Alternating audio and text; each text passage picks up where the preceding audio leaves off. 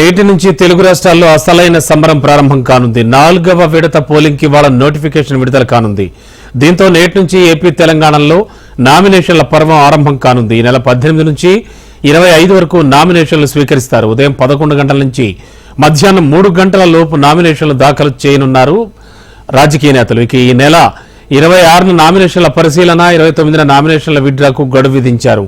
రేపు తొలి విడత పోలింగ్ జరగనుండగా జూన్ 4న ఫలితాలు వెలువడతాయి.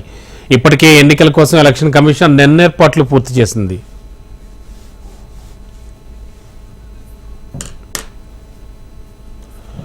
ప్రపంచంలోనే అతిపెద్ద ప్రజాస్వామ్య దేశం భారత్లో ఈ నెల 19న ఓట్ల పండుగ ప్రారంభం కానుంది. సార్వత్రిక ఎన్నికల తొలిదశ పోలింగ్ కు కేంద్ర ఎన్నికల సంఘం ఏర్పాట్లు పూర్తి చేసింది. తొలిదశలో 21 రాష్ట్రాలు, కేంద్ర పాలిత ప్రాంతాల పరిధిలోని మొత్తం 102 లోక్సభ స్థానాలకు పోలింగ్ జరుగుతుంది. తమిళనాడులోని మొత్తం 39 స్థానాలకు ఒకే దశలో ఎన్నికలు జరుగుతాయి.